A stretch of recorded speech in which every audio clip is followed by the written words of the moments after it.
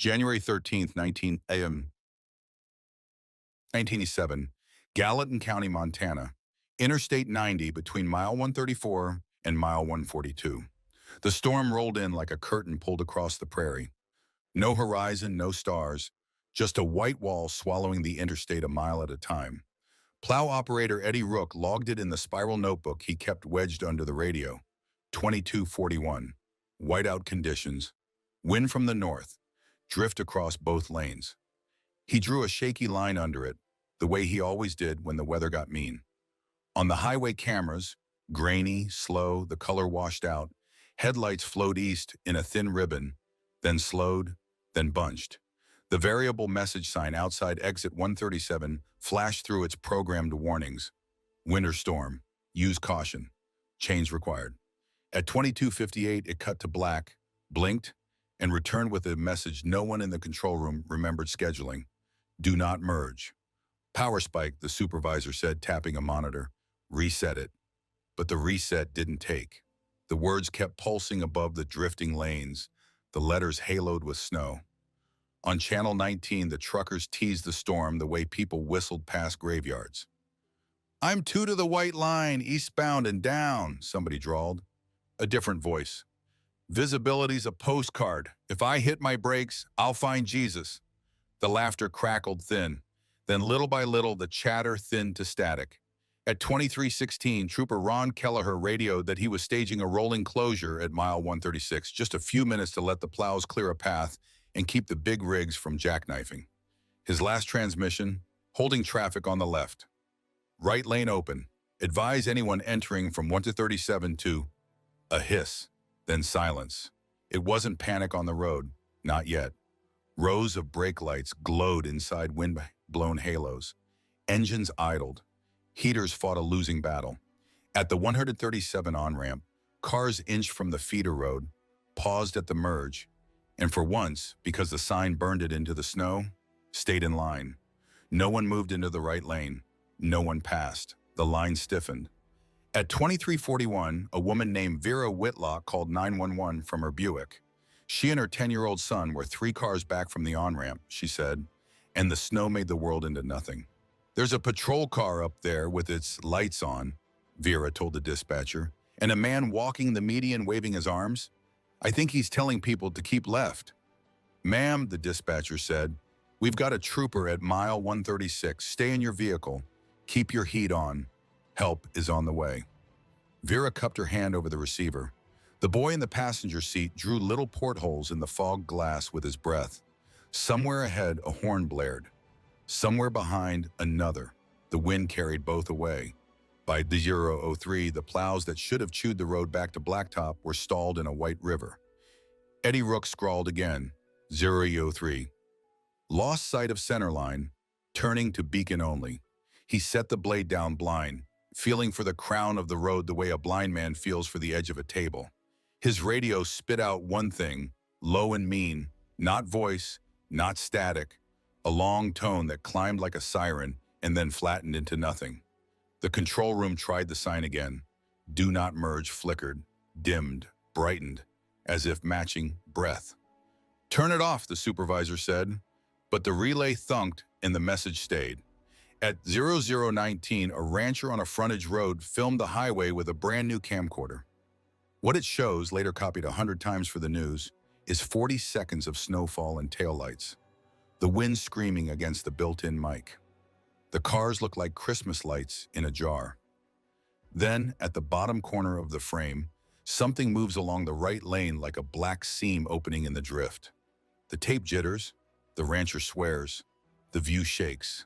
In the next second, the seam is gone or buried or never there at all. The news anchors argue about it for years. At 0032, Vera's son fell asleep, head against the window, the glass reverberating with the engine's low hum. It's okay, Vera whispered, though she wasn't sure to whom. She watched the patrol lights ahead rotate through the snow like a lighthouse in fog. She could almost believe she heard the trooper's boots crunching along the shoulder. At 0047, the merge point ahead changed in a way that was small and then not small at all. The line on the left went forward 1 car length, then 2, then not at all. The right lane, empty since the sign told them to keep left, showed a faint track where something heavy had moved. Vera leaned forward. In the mirror, the driver behind her raised his eyebrows like a question and shrugged, palms up. The storm filled the space between them with little knives of light. At 0103, the 911 center logged 3 calls in a row that said the same thing in different voices. People are getting out of their cars. There's a man walking the median with no hat on. I swear to God, my husband opened the door and stepped into the snow and he didn't sink. The dispatcher marked each one with advised, remain in vehicle and circled the time. At 0114, the sign glitched. The letters broke into segments and reassembled wrong. Do not merge became do not, and then merge, and then a run of symbols, and then nothing at all. For 2 minutes, the gantry was just a black rectangle beating against the snow. When it came back, the words were bright enough to burn after images into the operator's eyes. The supervisor swore. Nobody breathed. At 0126, Eddie Rook's plow rode up on a drift and stopped, dead. He killed the engine, stepped out into a wind so hard it tried to fold him in half, and set his boots down on the interstate he had driven all his life. What he remembered later, what he told his wife and the sheriff and a reporter from Billings who came to his house with a tape recorder, was the quiet between gusts. Not silence exactly. The way a gym goes quiet when the lights cut out during a game. The way a congregation inhales together before the hymn starts. At 3:05, the snow eased. At 05:12, the sun burned a hole in the cloud deck. At 06:03, the first trooper from the day shift walked that stretch of I-90 and wrote in his own notebook. Multiple vehicles abandoned, engines cold, keys in ignition, driver doors closed. No footprints between vehicles. No footprints at all. They counted 119 cars between the on-ramp and the crest at mile 136. Wallets sat in cup holders. Gloves lay on dashboards, still shaped like hands. In the passenger footwell of the Buick at the front of the line, a boy's drawing had slid from a spiral notebook and come to rest against the heater vent. 2 lines of cars merging into one, a stick-figure trooper at the end, arms outstretched. The trooper who found it wrote the time beside the sketch, 0631. He didn't pick it up. The state closed that stretch of interstate for 3 days. They called it an accident scene because there wasn't another phrase that would complete the report. Reporters arrived in parkas with microphones flashing station logos in primary colors. The governor's office sent a statement about safety and storms and preparedness. Nobody said mass disappearance aloud. The words sat in people's mouths like a penny you can't spit out in polite company. In the years that followed, the line of cars became photographs in binders, and the binders became boxes, and the boxes went to a storage unit off Jackrabbit Lane with a lock that stuck in the cold. Families made little roadside shrines and then took them down. Children grew up. The rancher's tape went soft and fuzzy. You could buy a copy at the pawn shop for $10 if you knew how to ask. And then, 35 winters later, during a summer of drought that turned coulees to dust and made the asphalt heave, road crews milled the shoulder at exit 137, and their drum bit into something that wasn't dirt. The foreman knelt, brushed the grit away with his glove, and found a steel door set flush with the concrete, paint long ago sandblasted to nothing. The only mark left was stamped deep in the metal in letters that never quite took rust. S7. When they pried it up, the first blast of air smelled like old pennies and rain caught in a jar. A ladder went down into cold. The foreman called his boss. The boss called the state. The state called no one at all for 2 hours and 15 minutes, which was just long enough for a woman with a microphone and a camera to arrive, half out of breath, eyes bright with the kind of hope that makes you sick. My name is Mara Quinn, she told the foreman. My mother disappeared here when I was unborn. I have questions. Beneath the hatch, the dark waited, the rungs shining with a fine frost, though the July air above the asphalt was hot enough to shimmer. The door sat open like a mouth. On the gantry over the interstate, the one they had replaced 3 times since the storm, the brand new sign cycled calmly through its messages. Work zone, slow down, expect delays. For a breath, for the length of a blink, for exactly the time it takes a person to wonder if they really saw what they saw. The letter shifted into a phrase no one had typed. Do not merge. The steel hatch at exit 137 should have been just another line in a maintenance report. Unknown conduit, sealed, non-standard. But nothing about it looked standard. The state crew pried until the bolts snapped, the lid giving way with a groan, like metal remembering it was once alive. Hot July air rushed downward. Cold breath came up. The contrast fogged the workers' safety glasses. One muttered, "That ain't sewer, that's something else." Inboard, a ladder vanished into dark. Its rungs gleamed with frost, though the sun overhead beat the asphalt to a shimmer. A foreman touched the first rung with his boot. The steel was slick, a skin of ice on a day when cattle panted in the shade and heat shimmered off barbed wire. Mara Quinn stood back, microphone in hand, cameraman shifting beside her. Her press badge was from a Helena affiliate, laminated, scuffed at the corners. My mother was Vera Whitlock, she told anyone who would listen. She and my brother were in that Buick. I was born 6 months later. The foreman froze at that. The troopers who had drifted over froze too. The Whitlock Buick was one of the frontmost vehicles in the 1987 line. Photos showed the boys drawing against the heater vent. No one had seen Vera since. Come on. "Ma'am," the trooper said carefully, "this isn't a safe site." Mara didn't move. She wasn't here for safety. She wanted the ground to tell her something it had hidden for 35 years. By noon, the scene swarmed. State engineers, 2 sheriff's deputies, a pair of men in suits who never gave names. They set floodlights, ran a meter down on a line. The readout came back. Temperature 39 degrees, air quality low oxygen, high CO2. One suit frowned. Closed environment. This hasn't been vented in decades. The other suit said, shut it down, seal it. But the foreman had already threaded a flashlight down on a rope. The beam swung over concrete walls, condensation streaks, a stencil half visible under the frost. S7 again. Larger, cleaner. Below, something metallic caught the light and threw it back. Rows of them. Storage racks, the engineer guessed. No, the foreman whispered. They're doors, like lockers. Hundreds of them. At 1347, the suits relented. A fire crew went first, masks on, meters clipped to belts. They descended the ladder, boots ringing hollow. The sound traveled up the shaft, not sharp but muted, as though the air thickened every noise. 5 minutes. 10. The radio hissed. Then, level 1 clear, corridor extends east and west. Markings every 30 feet, repeating. We're at stencil S7, merge point. The word hung in the air. Merge. Everyone remembered the sign, the one flashing that impossible warning in the blizzard. Do not merge. Mara's cameraman zoomed on the hatch mouth, sweat dripping down his temple. What are they seeing? He whispered. The radio spat again. There's writing on the lockers. Names. Hang on, these are license plates. Montana plates, all 1987 issue. The supervisor swore, the trooper scribbled. Mara's throat went dry. Her mother's Buick plate number had lived in her head since childhood, the way other kids memorize lullabies.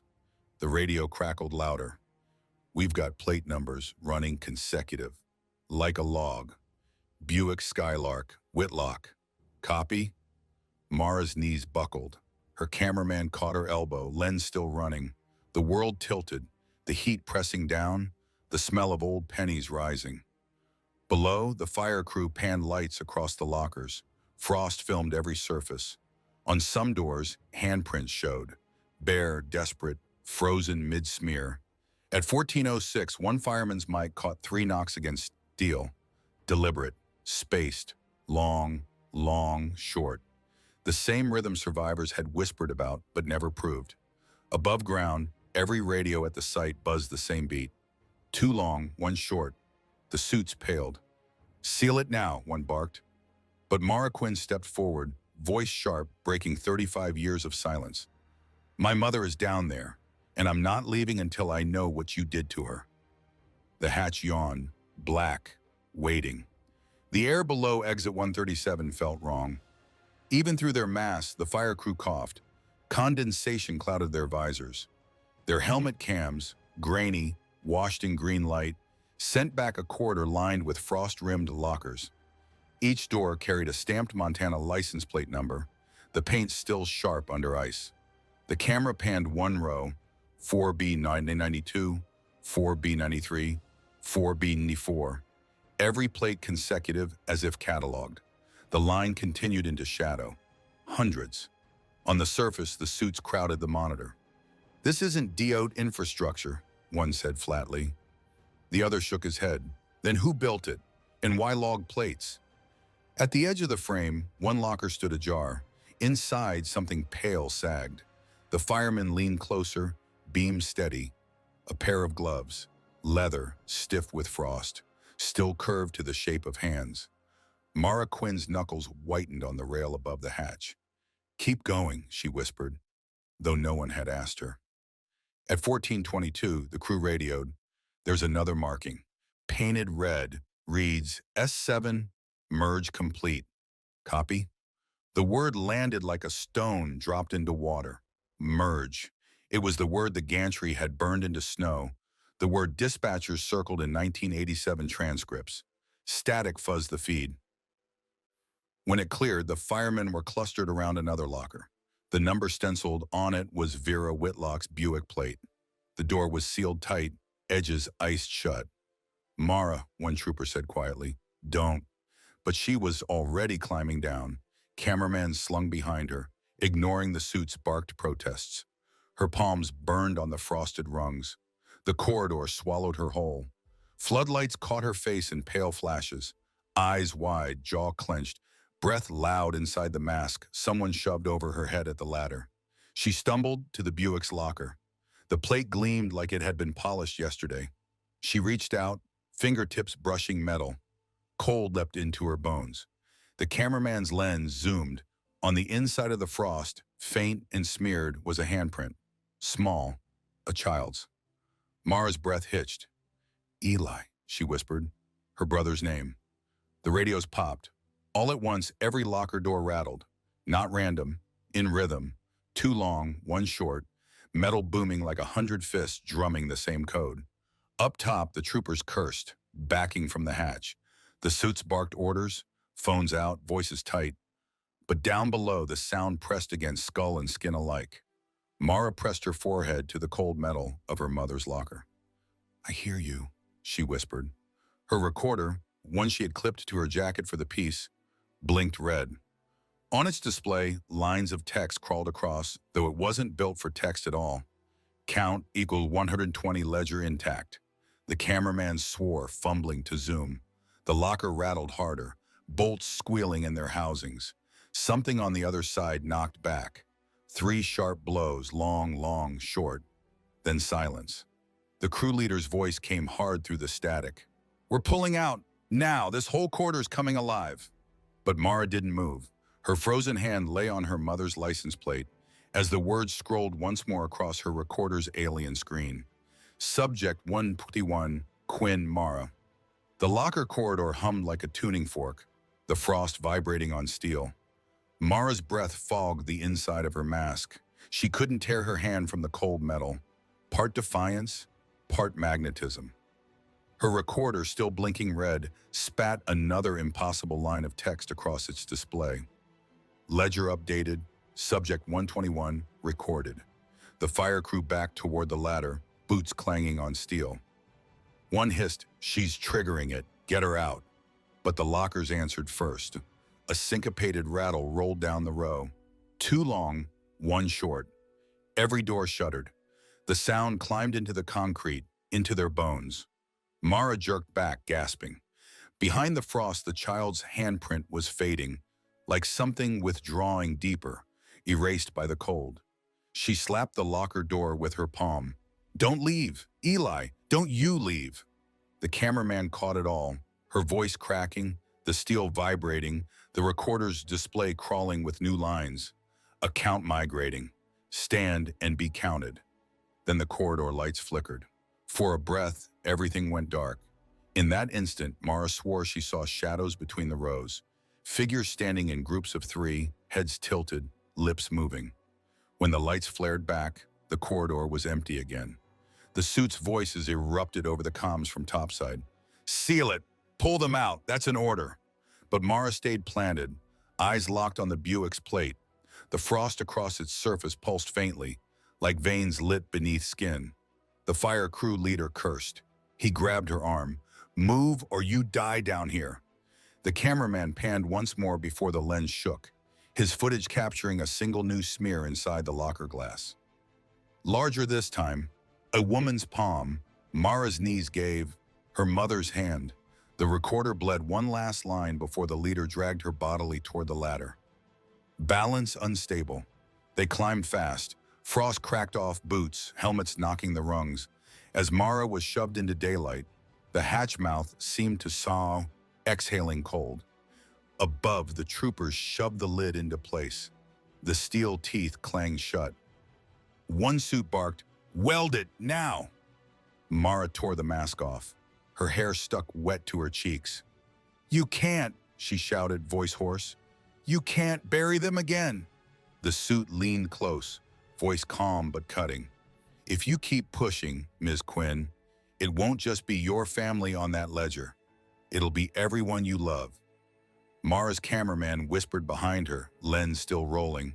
"It already has her name." On the gantry above the interstate, the brand new sign flickered. For a breath, its usual orange text cut away. Letters burned against the Montana sky. Subject 121 confirmed. They welded the hatch shut with a shriek of sparks. The steel hissed, seams glowing orange in the summer heat. Every blow of the welder's rod sounded final, like nailing a coffin. Mara Quinn stood back, fists trembling, recorder pressed to her chest.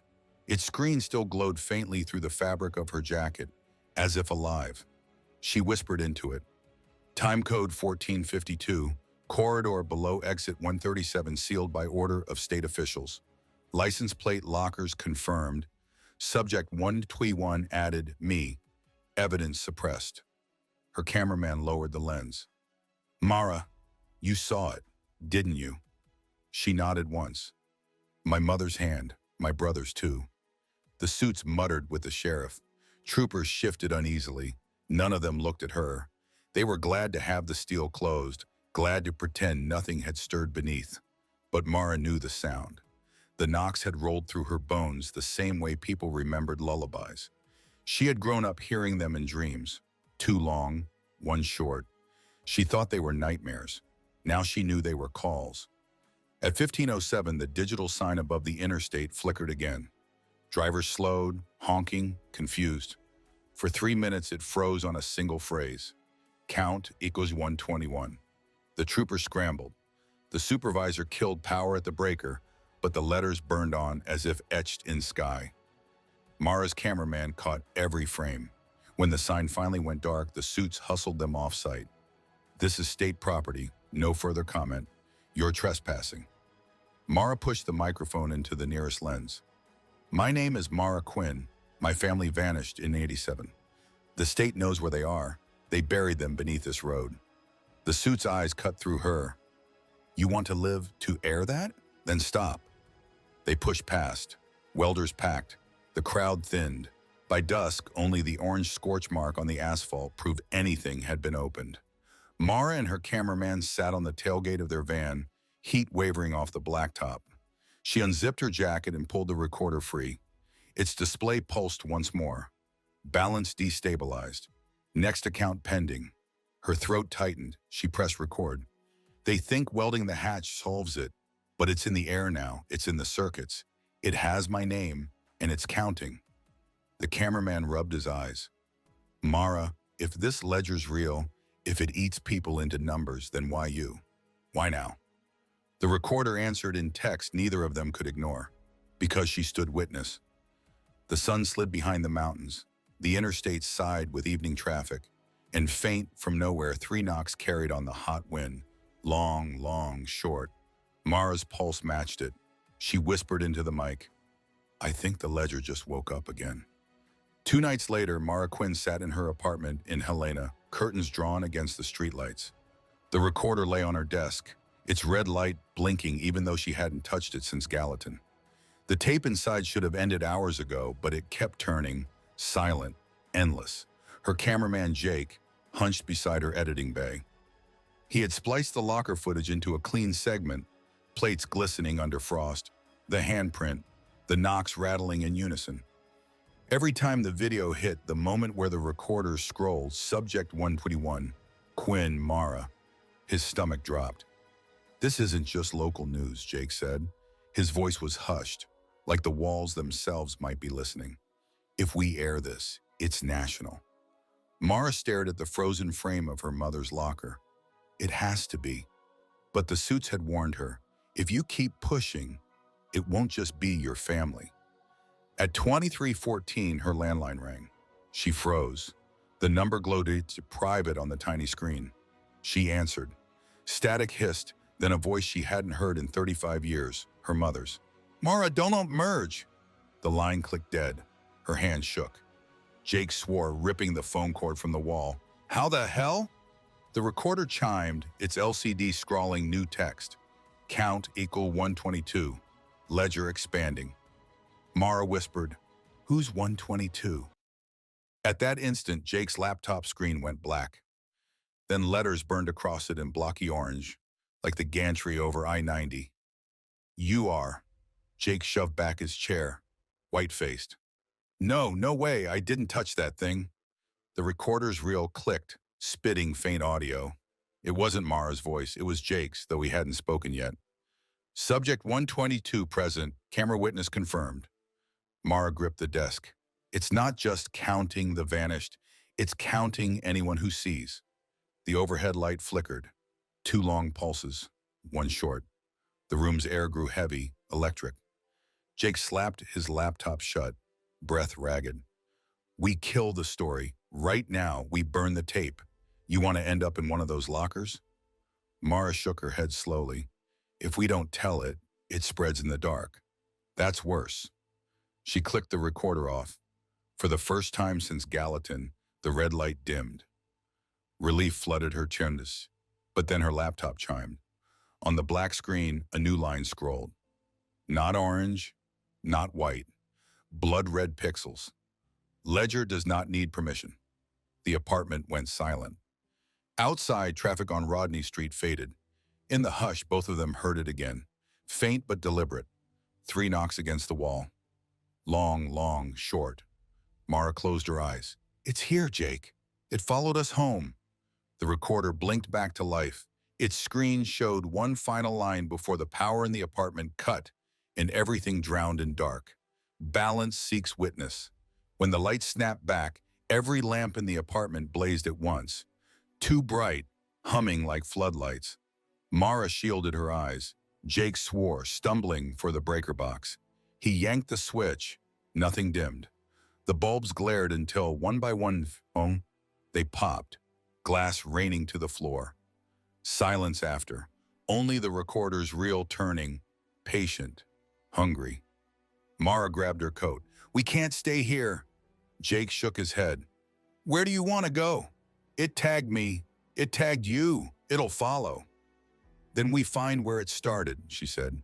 There's always a paper trail. By dawn, they were on the road to Helena's State Archives, a sandstone building that smelled of dust and old ink. Mara's press badge got them past the guard. Jake carried the camera like a talisman. The recorder, wrapped in a towel, still pulsed against her ribs. Inside, the archive was half lit, rows of shelves stretching like pews. They found the Department of Transportation boxes from the late 1980s, stacked and sagging. Mara flipped through binders, hands raw until one tab caught her eye. Incident 87-137, merge point closure. The file was thin, too thin, a single page stamped restricted. The summary, winter storm interference, multiple vehicles abandoned, casualties unconfirmed, infrastructure damage minimal, corridor decommissioned. Jake leaned over her shoulder. Decommissioned corridor? What corridor? She turned the page. A blueprint slid free, edges stiff with age. It showed I-90's stretch at mile 137. But beneath the lanes, a rectangular block was inked in red. Sublevel S7, labeled in small type. Transit Merge Test Facility. Mara's heart pounded. Transit merge, she muttered it. That's what the sign was saying, don't merge. The recorder buzzed in her coat pocket. She pulled it free. Its screen glowed with new lines. Archive access detected. Count equal 123. Jake recoiled. Who now? From the far end of the archive, a cart squeaked. An old man pushed it slowly between rows, eyes down, face hidden by brim and shadow. He moved past them without a glance, a box balanced on top. On its side, stenciled in black, S7, Ledger Backup. Mara stepped forward. Excuse me. The man froze. His head turned slowly until both of them saw his eyes, milky, unfocused, yet fixed straight at her. His lips moved soundlessly, then clicked 3 times against his teeth. Long, long, short. Jake grabbed Mara's arm. We need to leave. Now. But the recorder in her hand pulsed like a heartbeat. New text spilled across the screen. Archive witness identified. Subject 123. The man dropped the box. Papers fanned across the tile like wings. Mara glimpsed the top sheet before Jake dragged her away. Lists of plate numbers, dates, and a final column labeled simply, merged. As the exit doors banged behind them, the archive's lights flickered in unison. Not random, a rhythm, 2 long, 1 short, and in Mara's chest the pulse answered back. The box the archivist dropped lay scattered across the marble floor of the Helena archives. Pages fluttered like pale moths in the air conditioning. Mara and Jake had fled, but one page clung to the sole of her boot. She noticed it only when they reached the van outside. She peeled it free. The sheet was brittle, typewritten in block letters. Across the top, S7 program, Ledger intake log. The first column listed plate numbers. The second, driver names. The third, merged, 0132, 0141, 0157. Dozens of rows. All the vehicles from January 13, 1987, and at the very bottom, a final line added by hand in red ink. Quinn Mara, pending. Jake's face drained. They knew. They had your name before you were born. Her hands shook. That's not possible. But the recorder in her coat pocket buzzed, confirming what the ink already implied. Subject confirmed since inception. They drove north, the highway unspooling beneath their wheels. Every 3rd mile marker seemed to lean slightly, as though nodding to some hidden rhythm. Mara couldn't stop checking the rearview mirror. The archivist hadn't followed, but the sound of his teeth clicking still echoed in her ears. By dusk, they reached her father's farmhouse outside Bozeman. She hadn't visited in years. He met them at the porch, face weathered, eyes suspicious. Reporters again? It's me, Mara said quietly.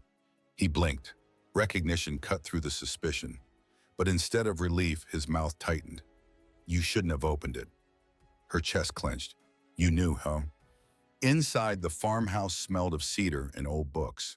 On the kitchen table lay a ledger.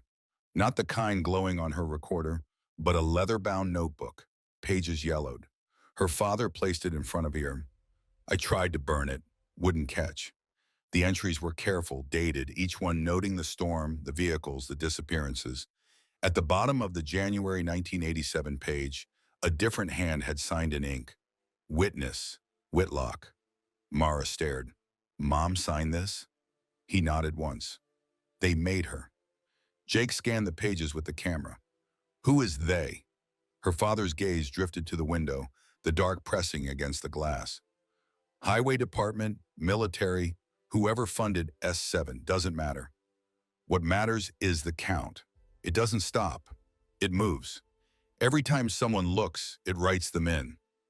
Mara's recorder clicked, reels spinning on their own.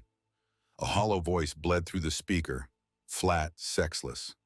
Subject 124, Bozeman witness, balance restored. Her father flinched, hand tightening on the table. His pulse hammered in his throat. Mara reached for him. No, you're not part of this. But the recorder scrolled. Count echo 124, balance stable. Her father's breath rattled. He whispered, you should never have gone near the hatch. Now it knows you, knows me. It'll take everyone in line. Jake slammed the notebook shut. Then we break the line. The house shuddered. From the rafters above, 3 knocks rolled like thunder. Long, long, short. Outside, the highway hummed with late-night traffic. For a moment, every set of headlights blinked in unison. 2 long, 1 short, as though the entire road itself had joined the rhythm. Mara clutched the recorder, voice raw. If it writes us down just for knowing, then how do we erase the page? The answer printed itself across the screen in jagged letters. You can't erase, you can only merge. The farmhouse walls seemed thinner than paper. Every gust of wind rattled them with the same rhythm. 2 long, 1 short. Mara's father sat rigid at the table, his calloused hands gripping the useless ledger. He wouldn't meet her eyes. When your mother signed this, he said, voice rough, she thought she was buying time. They told her someone had to stand as witness or the count would spread past Gallatin. She believed them. She signed, and she disappeared before the ink dried. Mara's throat burned. Why didn't you tell me? Because if you knew, you'd be written too. His eyes flicked to the recorder glowing red on the table. Now it doesn't matter. It's got all of us. Jake set the camera down. So this ledger, it doesn't just track people. It feeds on acknowledgement. Every time somebody names it, sees it, records it, it adds another line, Mara finished. Her father nodded grimly. It's arithmetic with teeth, and arithmetic always balances the column. The recorder chimed, and a new entry appeared across its display. Subject 125, Jacob Harris. Jake swore, pushing back from the table. No, hell no, I didn't sign anything. You didn't have to, Mara said. You pointed the lens. You counted. The house shook again. A picture frame toppled from the wall and split across the floor. Inside was a photograph she had never seen before. Her mother, Vera, standing in front of the Buick, holding a signboard that read in chalk, "Do not merge." Mara bent to pick it up, her hands trembling. She knew. Even then. The kitchen light flickered. The old radio on the counter, dead for years, snapped to life, dial frozen on static. Through the hiss came a chorus of voices layered together, men, women, children, all repeating the same phrase in a rhythm that matched the knocks. Balance, balance, balance. Her father slammed the radio off, but the chant lingered in their bones. Jake whispered, "We need to get back to that hatch. We need proof that breaks through the cover-up." Mara's father's eyes blazed. "No, that hatch isn't proof, it's a mouth. You open it again, it'll swallow more than a town. It'll swallow a state." But Mara had already made her decision. She lifted her recorder, spoke into it with steady defiance. Time code 1842. Ledger confirmed expanding. Subject count rising with every witness. Next move, return to Gallatin, re-enter S7. If balance can't be erased, then maybe it can be broken. The screen flared in response. Error. Invalid command. Balance does not break. The words glowed so bright they bled through the recorder's casing, casting red light across the kitchen walls. For an instant, the frost from Gallatin's corridor bloomed again, spreading across the table, the window panes, the edges of the old notebook. Her father gasped, clutching his chest. Mara lunged toward him, but the recorder overrode her panic with one final line. Subject 126, Whitlock David, merged. Her father's chair toppled as he collapsed. No breath, no sound. Only silence and the faint imprint of his palm frosting across the kitchen table, fading even as she reached for it. Jake dragged her back, voice breaking. "Mara, it took him. It took him like it took the others." Tears blurred her vision. She clutched the recorder against her chest, whispering into its endless tape. "You're not just numbers. You're not gone. You're mine, and I'll drag you out of its column if it kills me." The device hummed back, mechanical and merciless. Balance stable. Count equaled 126. The farmhouse reeked of cold that shouldn't have been there. Frost clung to the edges of the cabinets, crept along the seams of the old radio, even though the July night outside pressed warm against the glass. Mara stood over her father's still body, recorder clutched tight, its glow the only heartbeat left in the room. Jake wiped his mouth with a trembling hand. "We can't stay here. if it tagged him that fast. It won't stop, Mara cut in. Her voice cracked but didn't waver. The ledger doesn't want silence. It wants balance. It keeps pulling until someone tips the scale. Jake stared at her, pale. And you think that's you? She slid the old notebook into her bag. The chalkboard photograph of her mother went on top. I don't think, I know. By dawn, they were back on I-90, heading west. The road stretched, black and endless, but Mara saw the pattern in everything. The flashing hazard lights of a broken truck. Two long, one short. The sweep of the wipers. Two long, one short. Even her pulse in her throat matched it. At 0740, they rolled up to exit 137. The weld across the hatch glittered with dew. Troopers had left caution tape, but no one guarded it now. Traffic roared past, oblivious. Jake killed the engine. You really want to open that again? Mara opened the door, recorder in hand. Not want, need. They cut the tape with Jake's pocket knife. The weld looked solid, but when she pressed her palm against the steel, it thrummed like a drum. Hollow. Alive. The recorder's screen bled text. Access requested. Subject 121, override. Mara whispered, then, let me in. The seam of the weld hissed. Frost flowered across the metal, spreading fast. With a groan, the hatch lifted. No hands, no tools. The July heat poured downward, but what rose was colder than winter. Jake swore under his breath. It opened for you. They lowered a rope light into the shaft. The beam revealed the same corridor as before, lockers stretching infinite, each plate glinting. But something had changed. The doors no longer rattled. They stood wide open. Mara descended first. Her boots crunched on ice. She lifted the recorder. Time code 0803. Locker corridor reopened. All doors ajar. Subjects gone. Jake's voice echoed down from the ladder. Gone where? The recorder answered for her, balance relocated. New center equals surface. Mara's stomach turned. It's not in the lockers anymore. Footsteps whispered around her. Bare soles on ice, multiplied until the corridor hummed. Shapes flickered at the edges of the light, silhouettes in groups of three, pale mouths counting without sound. She stumbled back, heart hammering. Jake, it's still here. He slid down the ladder, camera raised.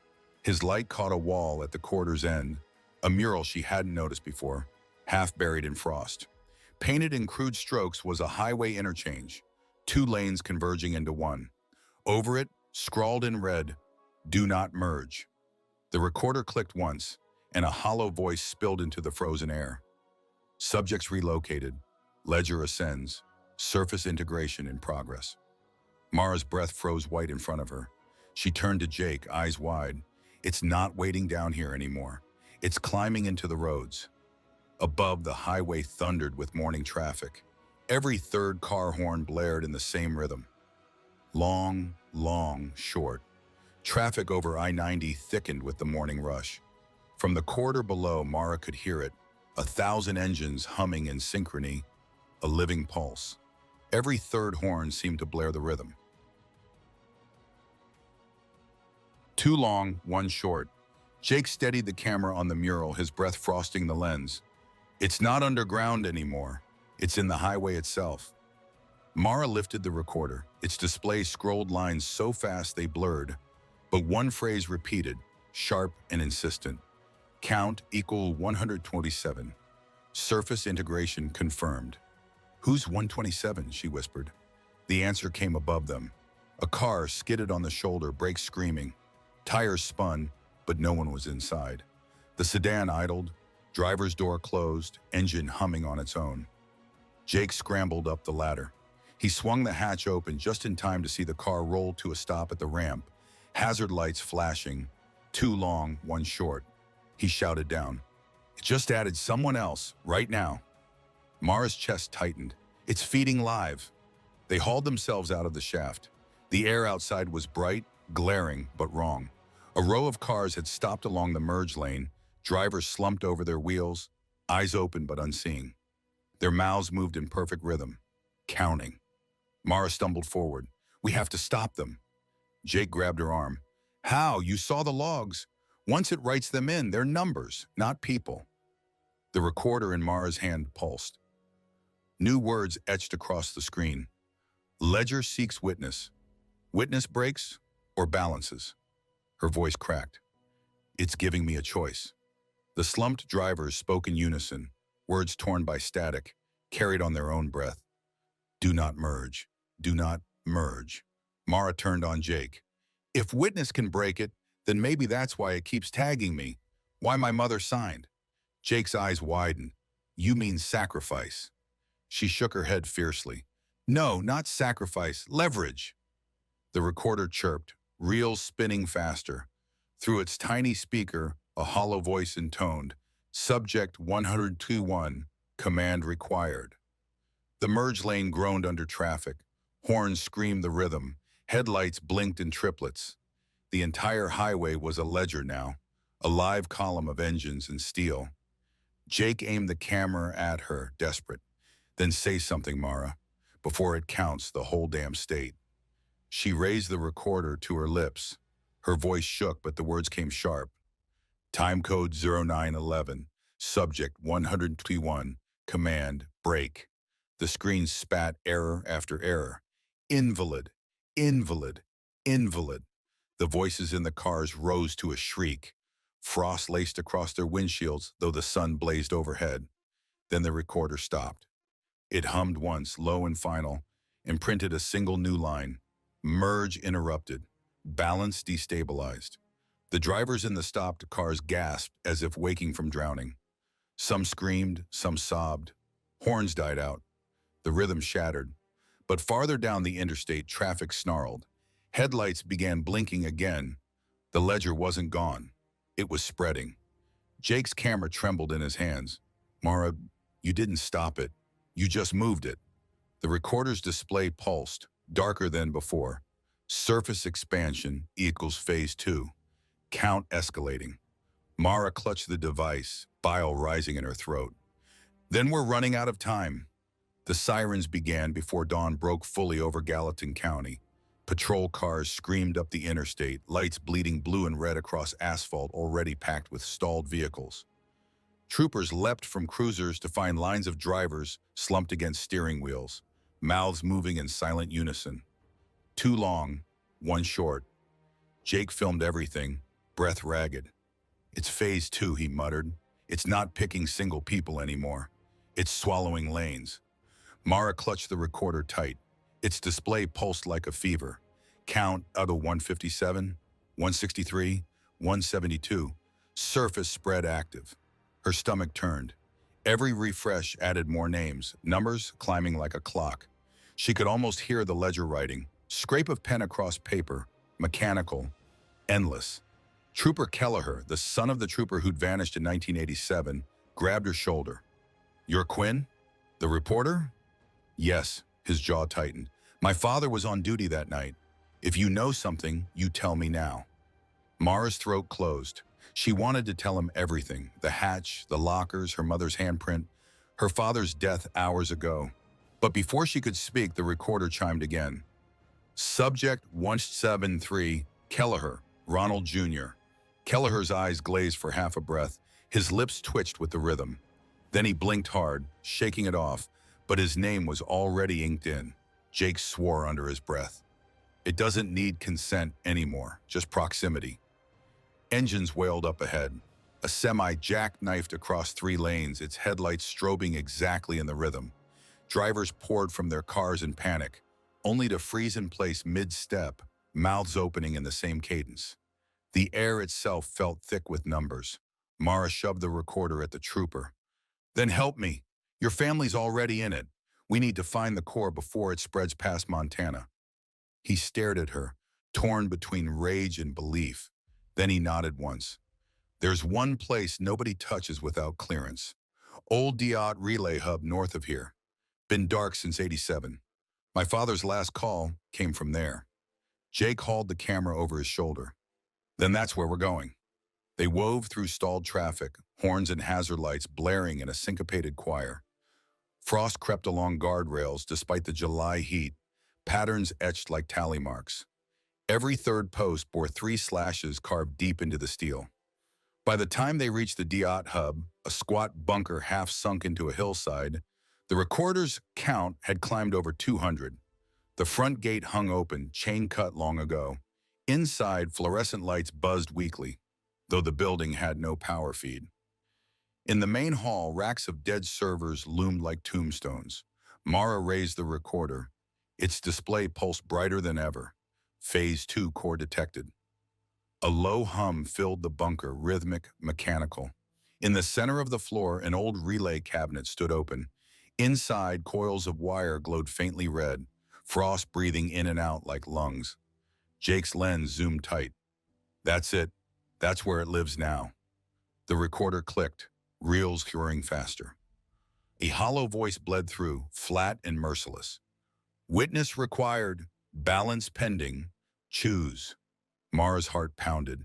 Her reflection in the cabinet's metal gleamed back at her, pale and trembling. Her mother's eyes stared out of her own. She whispered, "If I'm the witness, then what happens when I refuse?" The voice answered, louder this time, shaking the floor beneath them. "Witness refusal, ills collapse. Count spread unbound." The servers groaned like a dying animal. Frost spilled across the floor toward their boots. Jake's camera trembled. "Mara, if you walk away, it takes everyone." She clutched the recorder to her chest, fighting tears. "Then maybe the only way to break it is to step inside." The cabinet hummed like a heart, red lights searing brighter with every beat. The relay cabinet pulsed red like a wound. Wires twitched in its sockets, metal groaning as if alive. Mara stepped closer, her boots crunching, frost that spread in lines like tally marks across the floor. The recorder in her hand vibrated, its display washing the room in light. Witness required. Subject 121, pending decision. Jake's voice cracked. Don't answer it. If it logs you, there's no coming back." Mara's father's notebook weighed heavy in her bag. She pulled it free, flipping to the last page where his handwriting had ended abruptly. The next line was scrawled by another hand. Hers. Or maybe her mother's. She couldn't tell. 3 words, stand and count. Her throat closed. They tried to resist. It wrote them anyway. Kelleher, pale in the half-light, shifted his grip on the pistol he hadn't drawn. "My dad called from here the night he vanished. Said the power was talking. Said the road was humming under his feet. I thought he'd lost it. Now I hear it too." From the server racks, the hum grew louder. Frost climbed the walls like ivy. The air tasted metallic. The recorder spat a new line. Count echoes 198. Balance near. Mara's eyes stung. 200. That was the number in 87. The whole line of cars. Jake's camera zoomed on the glowing cabinet. So when it hits 200 again, the bunker lights flickered. 2 long, 1 short. Kelleher muttered, "It resets, starts the ledger all over." Mara's pulse hammered. She pressed the recorder to her lips. Time code 0947. Core detected. Subject 121, refusing witness designation. Ledger cannot claim without consent. The screen stuttered, letter shaking, then froze. Error. Witness already logged. The floor vibrated, the cabinet's doors banged open. Inside, a coil of red-lit wire slithered like a serpent. It lashed toward her, stopping inches from her chest, heat blistering her skin. Jake yelled, "Move!" But the wire hovered, waiting. The recorder chimed, then spoke in that hollow voice. "Witness, merge or break." Time expired. Mara's breath hitched. "Break," she hissed. The cabinet groaned, sparks vomiting from its seams. The servers screamed with feedback. For an instant, the red light faltered, but the recorder corrected itself in blunt letters. Break invalid. Balance required. Mara's knees buckled. The frost crept up her legs. Behind her, Jake's camera caught the wire splitting into 3 strands, weaving together like braids, like a trinity. Kelleher raised his pistol. "Step back!" He fired. The round pinged off metal, sparking uselessly. The hum only grew deeper now, shaking dust from the rafters. Mara clutched the recorder to her chest, tears freezing on her cheeks. She whispered to herself more than to anyone, if balance can't break, then maybe it can be stolen.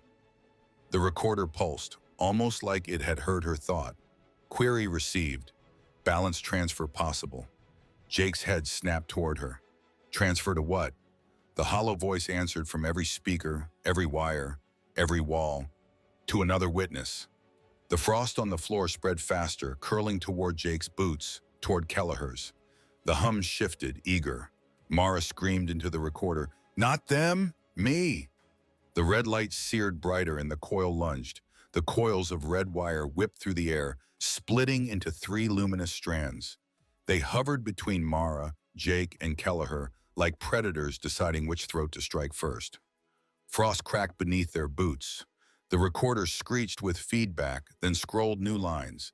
Balance must hold. Transfer required. Kelleher swore, pistol raised but useless.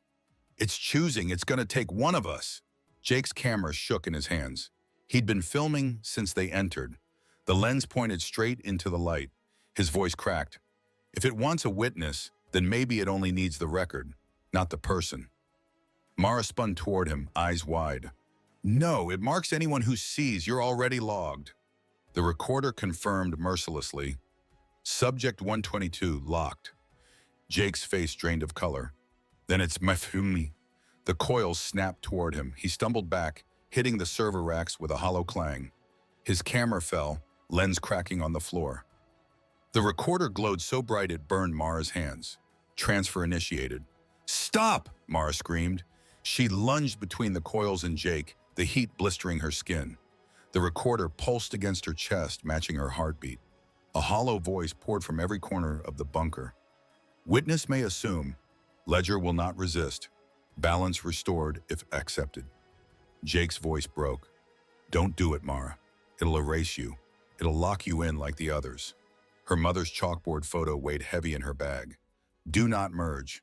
But what if merging was the only way to stop the spread? Mara lifted the recorder, her hands steady despite the tears freezing on her cheeks. Timecode 1002. Subject 121 accepts transfer. Balance will hold on me, not them. The coils froze. The bunker went silent except for the hum of the servers. Then all 3 strands lashed toward her chest, slamming into the recorder. Heat surged through her bones, white hot, then vanished into cold so absolute she thought her heart had stopped. Her vision shattered into fragments. Lockers stretching endless, rows of license plates, every vanished face staring at her from behind frost. They whispered in one voice, balance, balance. The recorder's screen flickered once, then displayed a single line. Balance transferred. Subject 121 anchored. The coils retracted, slithering back into the relay cabinet. The red light dimmed to a faint glow. The frost across the floor retreated. Jake staggered forward, catching her as her knees buckled. Mara, talk to me. Are you still? She gasped, clutching the recorder. Her voice came ragged, alien in her own throat. It's in me now, Kelleher swore under his breath. God help us. The recorder pulsed faintly, one last phrase crawling across the screen. Balance stable. Count Igum 126. For the first time in hours, the rhythm stopped. No horns blared, no lights flickered. The highway above fell eerily silent, but Mara felt it inside on her, the ledger counting, waiting, like a second pulse under her skin. Mara's skin burned cold. The ledger pulsed inside her like a second heartbeat, mechanical and unrelenting. She clutched the recorder to her chest, though now it felt less like an object and more like an organ. Hers fused. Jake steadied her. Talk to me. Are you still you? Her lips trembled. I hear them. Who? She shut her eyes. The answer came not in words, but in numbers rattling her skull. 001 through 126. Each voice distinct, each whisper a vanished soul accounted for in the ledger. Her mother, her brother, her father. All present, all murmuring in rhythm. Kelleher stood stiff, pistol still useless in his hand. If you're carrying it now, then what happens when it counts again? The recorder blinked a new line across its display, though Mara hadn't touched it. Anchor subject holds balance, count immobile. She gasped. It's paused, for now. Jake exhaled hard, relief mixing with dread. So you've stopped it. The screen scrolled again, harsher this time. Pause temporary. Balance seeks equilibrium. Kelleher slammed his fist against the server rack. Equilibrium means it'll start again. It always does. The bunker vibrated faintly under their feet. Mara felt it in her bones, the ledger shifting, restless. The murals on the wall seemed to shimmer in her peripheral vision. Two lanes merging into one over and over, painted by hands decades gone. Her throat closed. I'm the anchor now. That means when it resumes, it'll pull through me. Jake grabbed her shoulders, desperate. Then we don't let it resume. We destroy the core, smash it, burn it, whatever it takes. Kelleher's jaw tightened. And if that kills her? The recorder pulsed back as if answering. Core and anchor linked. Damage to one damages all. Mara's heart stuttered.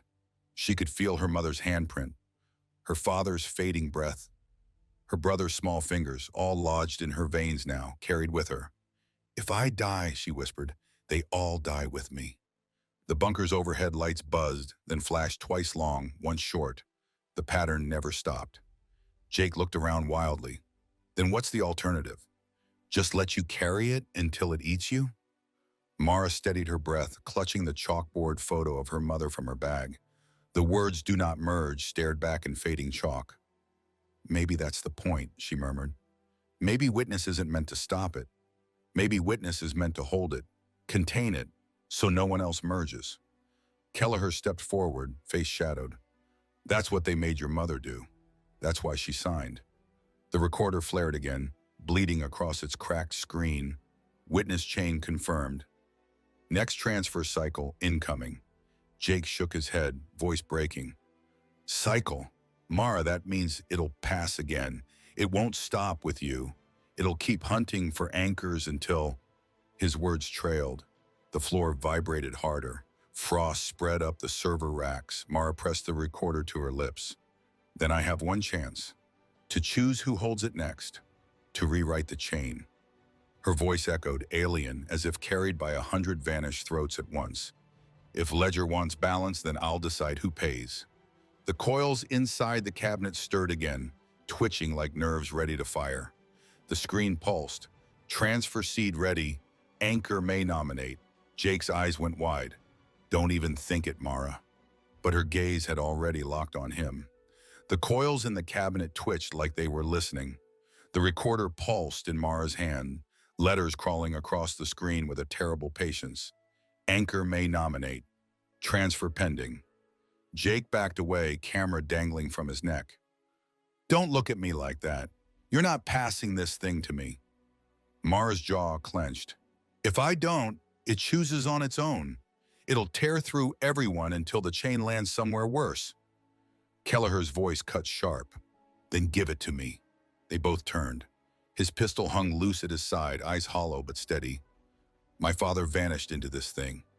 My family's already gone. I don't have a wife, no kids. If someone has to hold it, let it be me. Jake snapped. That's insane. You don't even know what it'll do. I don't care.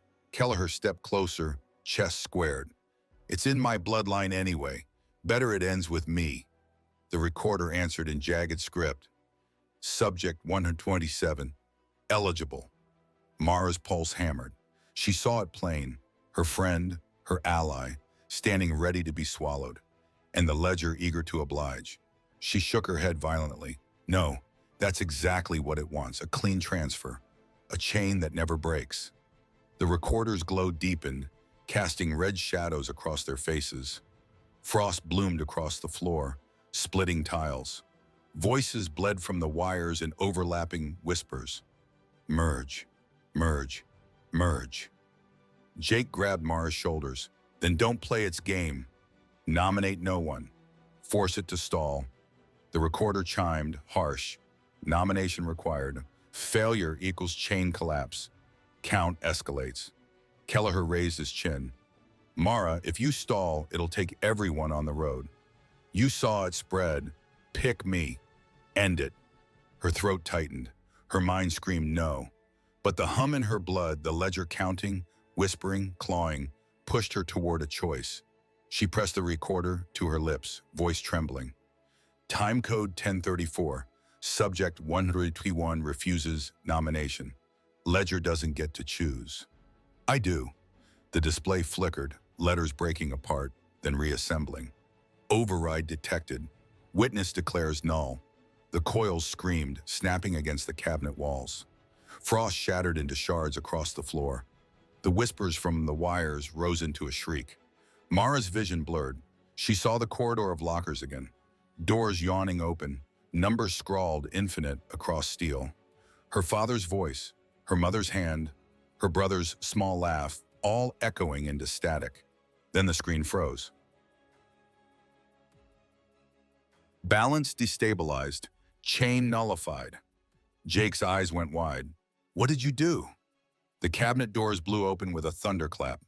A storm of frozen air blasted through the bunker, flinging paper and wires into chaos.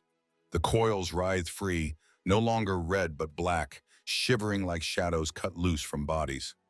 Mara staggered, recorder searing in her hands. I broke the chain. The ledger's voice thundered, louder than ever, shaking the walls. Balance broken, witness unbound. The frost on the floor spidered outward, racing toward the bunker's exit. Above, the highway rumbled like a living thing. Kelleher shouted over the roar, eyes wild. You didn't end it! You unleashed it! Mara clutched the recorder to her chest, the screen pulsing a single new line. Count escalating. Surface flood commenced. The bunker doors shook on their hinges. Dust rained from the ceiling as if the earth itself wanted them buried. The recorder howled in Mara's hands, its tiny speaker blasting static that rattled her teeth. Count Agos 342, 3889, 417. Surface flood commenced. Jake's face was ghost pale in the dim. It's doubling every second. It's not adding people one by one anymore. It's sweeping. Kelleher gritted his teeth, bracing against the blast of icy wind pouring through the corridor. You broke the chain, Quinn. You gave it freedom. Now it's not contained by witnesses. It's feeding on everyone at once. Mara staggered, clutching the recorder to her chest. Her breath plumed white. Then we ended at the source. Burn the core. Smash it to ash. Jake pointed at the cabinet, its coils writhing like snakes of shadow. You heard it before. The anchor's linked. If you destroy that thing, you go with it. Mara stared at the mural painted on the back wall, two lanes merging into one. The chalkboard memory of her mother echoed in her bag. Do not merge. She whispered, what if that was never a warning? What if it was the only rule holding it together? And I just broke it. The recorder chimed again, letters bleeding across its cracked screen. Balance seeking new pattern. Highway system equal viable host. Kelleher's eyes widened. It's not just Gallatin. It's scanning the whole interstate network. Every mile, every driver. It'll ride the roads until it counts the entire country. Jake's camera whirred, recording every line of text. Then we have to pull the plug, all of it. National grid, DOT relays, signs, everything it rides. The bunker floor shuddered. Frost climbed the walls, shaping into lines like painted highways, twisting into a web. Mara could see it, the map spreading across concrete, every road glowing faintly red. She screamed into the recorder. Time code 1058. Ledger is spreading into the interstate system. Witness refusing consent. Command, stop.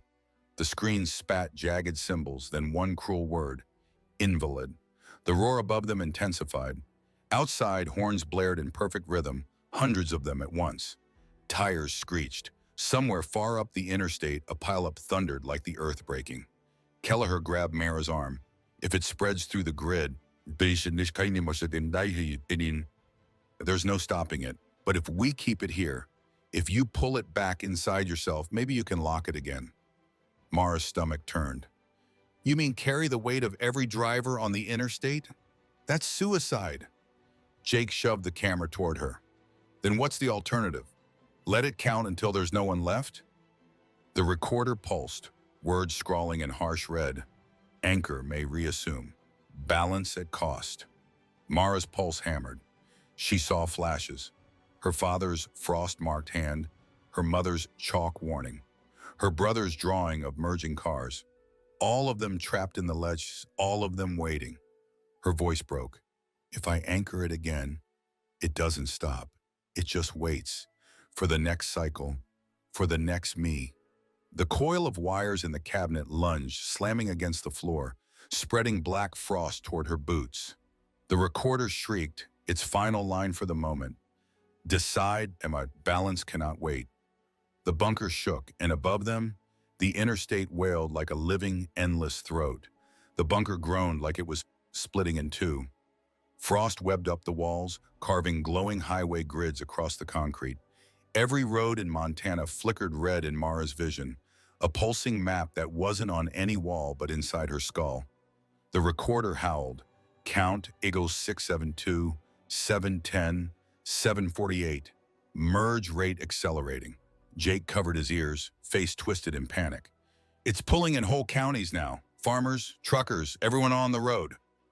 Mara, you've got seconds. Kelleher braced against the server racks, teeth clenched. Re-anchor it, Quinn. Take it into yourself before it takes the whole damn country. Mara's body shook with cold. Her breath crystallized midair. If I anchor it again, it won't end. It'll just live inside me until the next cycle, until it spreads through me anyway. The recorder spat back jagged lines as if hearing her thought. Anchor reassumption ixton, temporary hold. Cycle continues. Her knees buckled. So it never ends. Not for me, not for anyone. Jake knelt beside her, grabbing her shoulders. Then change the rules. Don't anchor it into yourself. Anchor it somewhere it can't move, somewhere it dies alone. Kelleher's eyes snapped to the cabinet. The relay hub. It's built to channel traffic, signals, patterns. If she forces it back in, seals the core, maybe it drowns in its own circuit. The recorder flared red. Alternative host detected. Relay core acceptable. Mara's chest heaved. She looked at Jake, at Kelleher, at the mural of lanes merging into one. All her life, the phrase had haunted her. Do not merge. But maybe merging it into the dead machine, the thing built to house it, was the only way out. She pressed the recorder to her lips, voice shaking but clear. Timecode 1122. Subject 121 commands transfer. Anchor, not self, not human. Transfer to core. The coils writhed, shrieking. Frost exploded across the bunker, shards slicing her skin. The recorder's screen spasmed with symbols, then locked on one phrase. Override accepted. Balance transferring. The red light of the cabinet blazed white hot. Every coil lashed inward, slamming into the relay core. The hum rose into a scream. Mara's body convulsed, every nerve sparking fire as the ledger ripped from her veins. She collapsed. Jake caught her, shaking her. Mara, stay with me. Her vision fractured, faces, numbers, the endless corridor of lockers.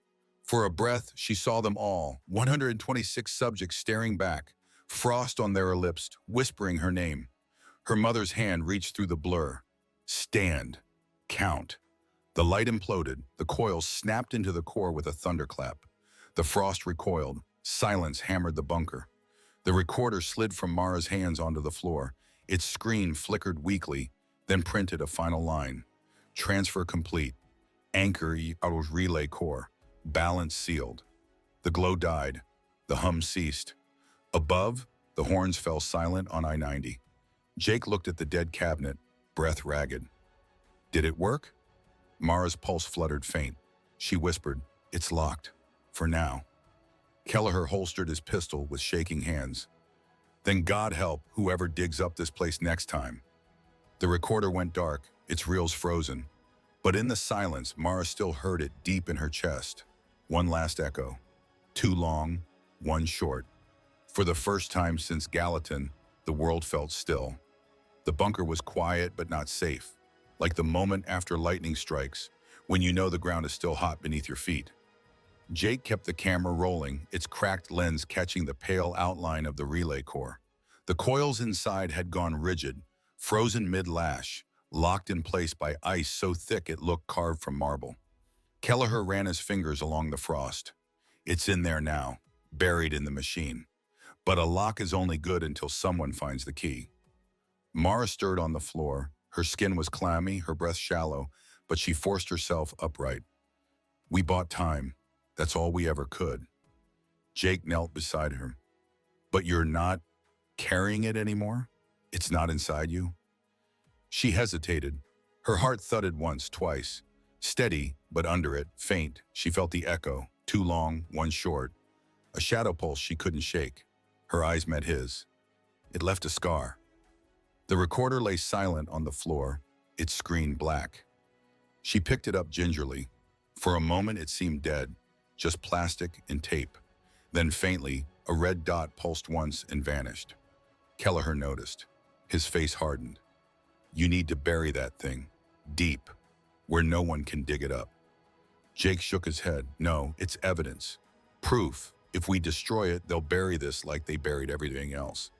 Maybe burying it is the only way anyone survives, Kelleher snapped. Their voices bounced off the concrete, jagged with fear. Mara's hands trembled on the recorder. She remembered her father's words. It'll take everyone in line. She remembered her mother's chalkboard. Do not merge. She whispered, it doesn't matter what we do with the recorder. It already left the machine once. It'll try again. Jake rubbed his face, exhausted. Then what's the plan, Mara? Sit and wait for the next cycle? Hope it sleeps another 30 years? Kelleher's jaw clenched. Or we make sure it never wakes.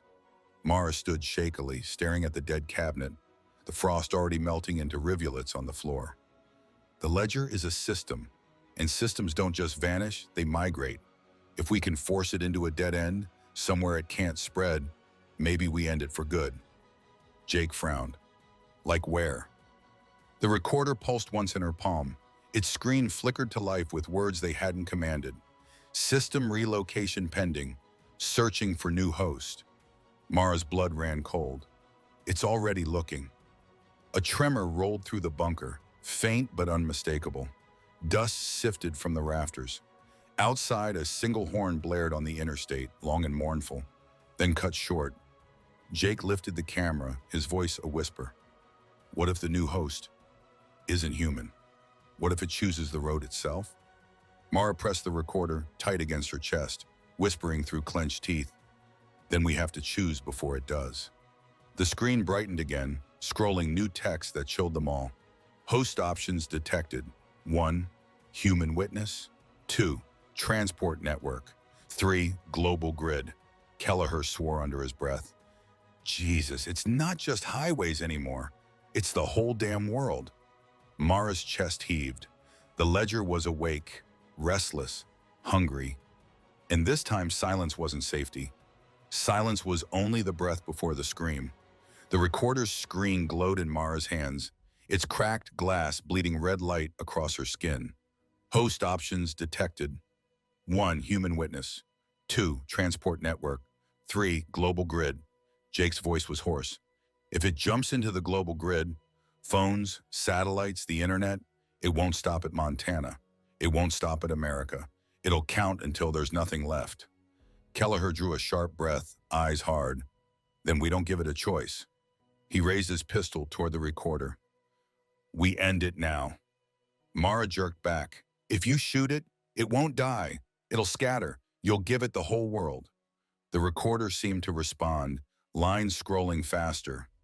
Balance seeks resolution. Host required.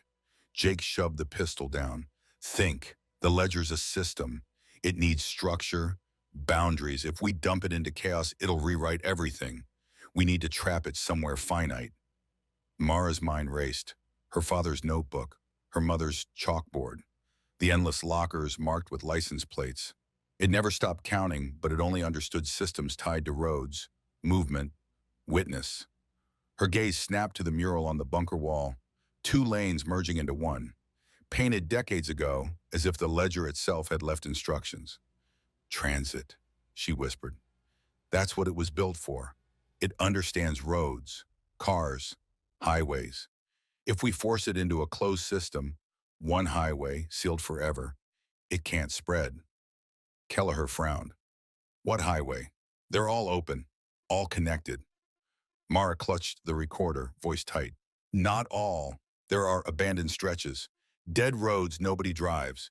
If we anchor it there, the ledger counts into a void. The screen flickered, pulsing with approval. Option confirmed. Isolated network acceptable. Jake's camera shook in his hands. But what if it pulls everything with it? Every driver on I-90, every vehicle it already touched. What happens to them? Mara's eyes stung. She thought of her mother's Buick, her father's last breath, her brother's drawing of merging cars. They were already counted, already inside. Her voice cracked. Then at least they'll stay sealed, not spread to billions. The recorder hummed, a rising pitch. Relocation sequence ready. Nominate target. The bunker floor vibrated. Frost split into long, straight lines, carving the shape of roads across the concrete. 3 routes glowed, one leading to the relay hub, one toward the surface highway, and one stretching farther still, marked in faint letters, Dead Road. Kelleher's jaw tightened. If you choose that one, you go with it. You'll anchor it there. Mara lifted the recorder to her lips. Her voice trembled, but her words were steel. Time code 1158. Subject 121 nominates Dead Road. Ledger relocates there. Not here. Not now. The coils inside the relay cabinet screamed, slamming against the steel. The mural glowed blood red. The recorder spat one final line before the bunker plunged into total dark. Transfer initiated. Dead Road selected. Above, every horn on I-90 cut out at once, leaving the interstate in suffocating silence. The bunker floor trembled as if the world beneath was shifting its weight. The frost-lined roads etched in concrete bled light, converging on the faint path marked Dead Road. Mara held her breath as the recorder buzzed against her palm. Transfer 12%, 27%, 43%.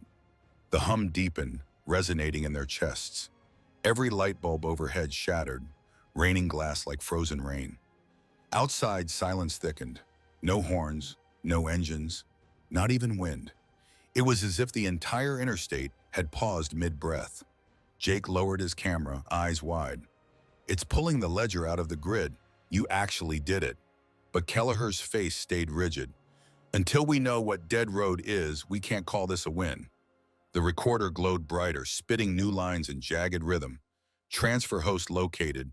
Isolated segment. Montana Highway 311, closed 1956. Mara's chest tightened. She knew the place. Locals whispered about it. A stretch of road built wrong, cracked by landslides, abandoned before it ever opened. No signage, no maps, just a strip of concrete vanishing into scrub hills. Jake whispered, a ghost road. Perfect tomb. The numbers on the screen ticked faster. Transfer 61%, 78%. Then the recorder screeched, error codes flashing. Warning, resistance detected. Dead Road inactive. Witness presence required. Mara's stomach dropped.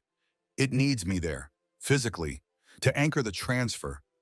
Jake grabbed her arm. No, that's suicide. You'll bury yourself with it. Kelleher holstered his pistol, jaw set. Then I'll go. You've carried enough. But the recorder chimed, merciless.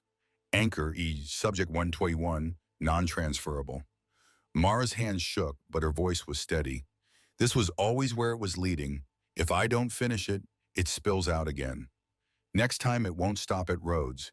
It'll take the grid. It'll take everyone. Jake's eyes glistened. Mara, she turned on him, fierce through the tremor in her voice. Film it. Make it count.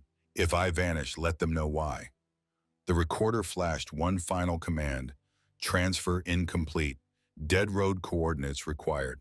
Mara staggered toward the bunker exit. Then we drive. Above ground, the interstate looked frozen in place. Cars idled silently, drivers slumped but breathing, as if suspended mid-thought. The only sound was the crunch of their boots on asphalt. The sun broke through the clouds, pale and cold. In the east, the empty scrublands stretched, hiding the abandoned highway like a scar. Mara felt it pulling at her chest, a magnetic hunger, a destination only she could sense. The recorder's display flickered again, finalizing its demand. Dead Road entry required. Balance pending.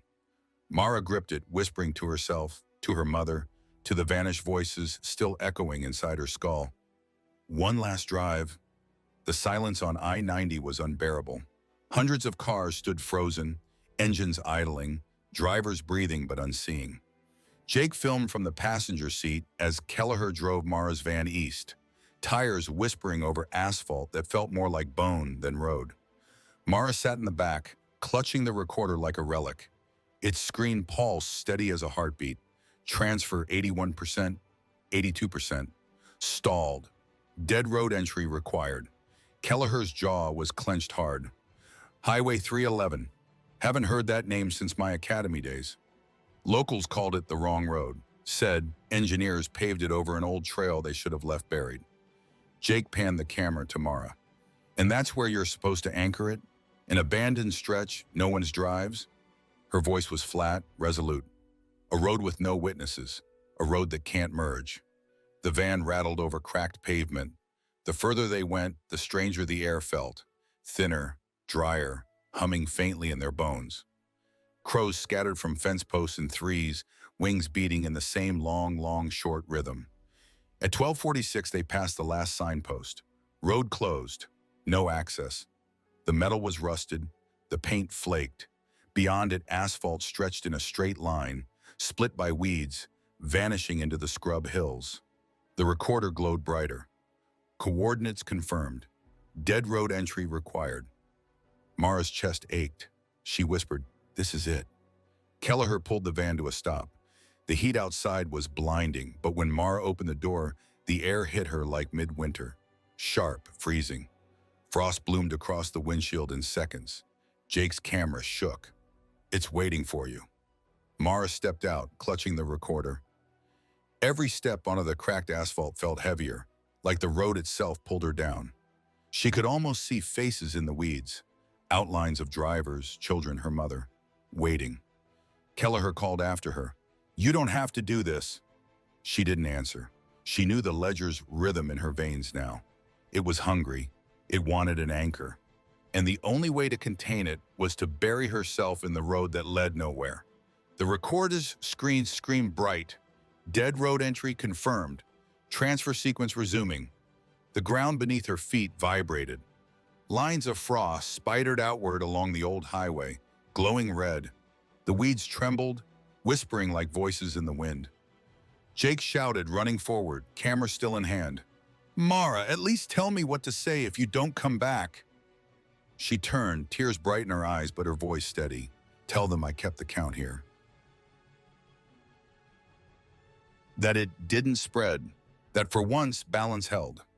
The recorder chimed one last time before the asphalt cracked open beneath her boots. Transfer 99%. Anchor assimilation required. Mara closed her eyes, hearing her mother's voice in the static. "Stand and count." And then she stepped forward into the fracture of the dead road. The asphalt split like a scar as Mara stepped onto the dead road. Frost exploded outward in jagged veins, etching luminous patterns into the cracked blacktop. The recorder burned in her grip, so hot she almost dropped it. Transfer 99%, 99.3%. Anchor assimilation required. The hum rose, a low drone that rattled her bones. The dead highway itself seemed to breathe, every weed shivering, every fissure glowing faint red. Mara's breath puffed white though the sun beat overhead. Jake's voice shook as he filmed from the shoulder. "Mara, it's pulling you in." Her legs felt heavy, fused with the asphalt. The cracks spread under her boots like roots. She staggered, clutching the recorder to her chest. Faces flickered in the ice crawling over the road. Her father, her mother, her brother. All the subjects, watching. A chorus rose. Dozens of voices layered. "Balance. Balance." Kelleher raised his pistol, rage and grief raw in his eyes. "If it's killing her, I end it here." Mara's voice cracked. "No, if you break it, it spreads. Let me hold it." The recorder screamed across its display. Anchor required to complete transfer. Merge now. Her knees buckled. She felt her blood thicken, turning cold. Her pulse was no longer hers. It matched the rhythm of horns, of knocks, of asphalt splitting. Two long, one short. Jake shouted over the roar, desperation in his voice. "Mara, fight it! Don't merge with it! Bend it. Make it your witness instead. The words cut through. For a heartbeat, she remembered the chalkboard her mother had held. Do not merge. Maybe it wasn't just a warning, it was instruction.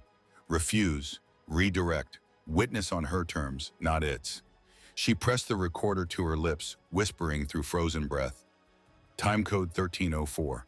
Subject 121 refuses merge. Command, ledger must witness me. The screen flickered, symbols scrambling, then steadied. Override detected, command paradox. The frost lines hesitated, stuttering mid-spread. The hum faltered. The faces in the ice tilted their heads, as if listening. The recorder spat one final phrase. Witness reciprocal. Anchor Sokul observed. The ground convulsed. Instead of swallowing her, the road itself shivered, then collapsed inward, a long scar tearing through the scrub hills. Mara was flung backward, landing hard against the van. The dead road folded into itself, asphalt cracking, glowing, and then sealing shut with a sound like a door slammed in stone. Silence. The recorder lay smoking in her hands. Its screen pulsed once more, faint and weak. Transfer complete. Balance sealed. Count at 126. Then it went black. Jake dropped the camera, rushing to her side. Mara, are you? She nodded weakly, voice raw. It didn't merge with me. I made it see me instead, like holding up a mirror. Kelleher's pistol lowered, disbelief etched on his face. You tricked it. The dead road lay silent behind them, cracked and scarred, but no longer glowing. A tomb. Mara clutched the recorder, her voice hoarse but steady. We bought more than time this time. We buried it where no one drives, where no one counts. But deep in her chest, she still felt the faint echo. Too long, one short.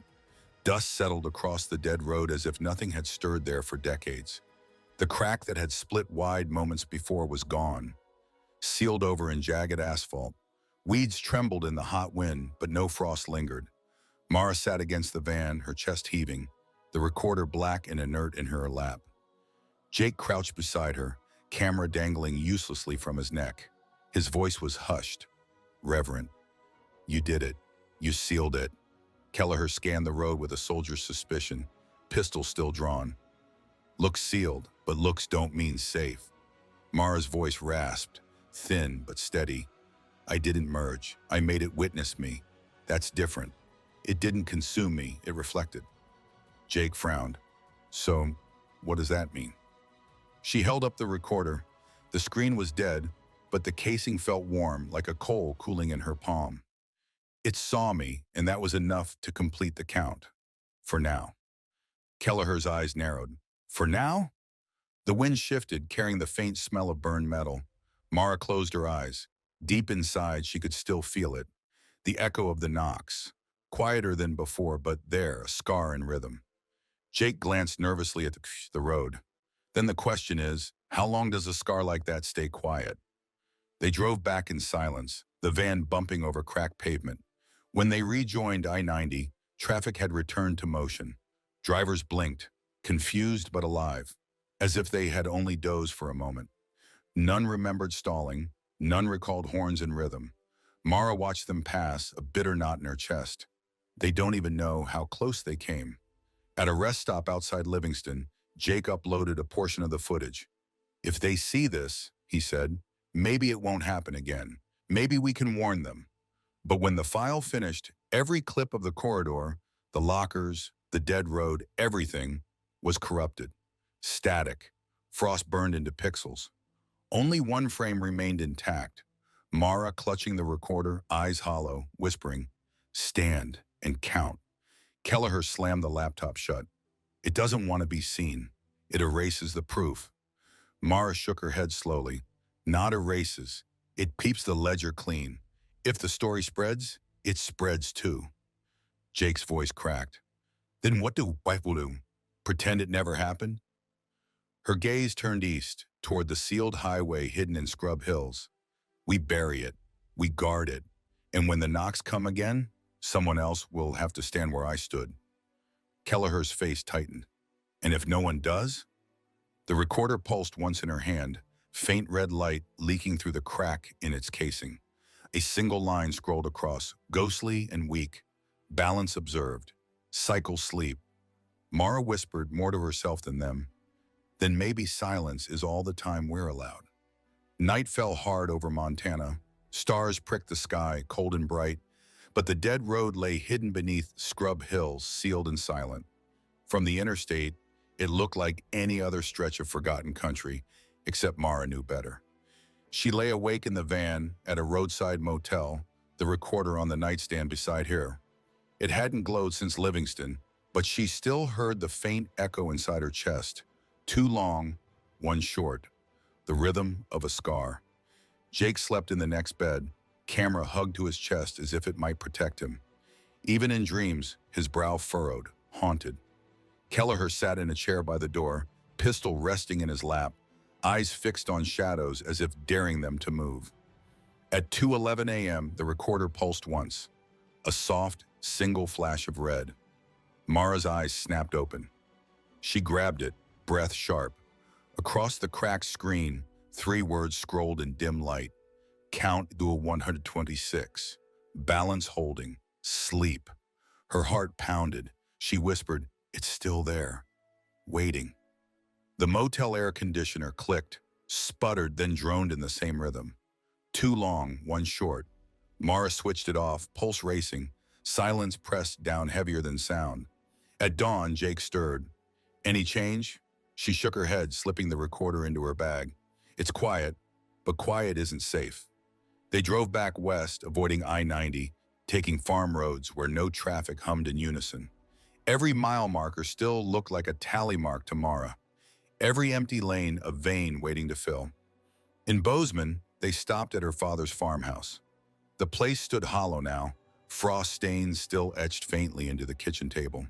Mara laid the recorder down where his palm print had been, whispering, "You're still counted. I won't let them erase you."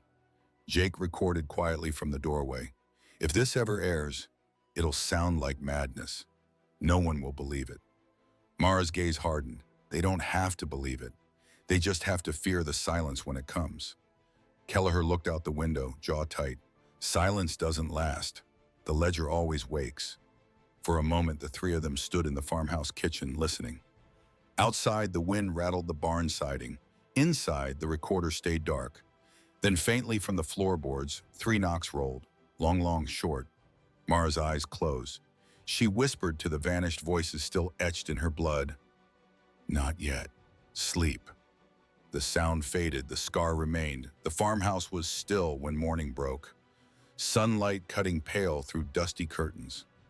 Frost clung faintly to the glass, though the air outside was already warm. Mara sat at the kitchen table where her father's handprint had once burned into the wood. Before her, the recorder lay silent, black, cracked.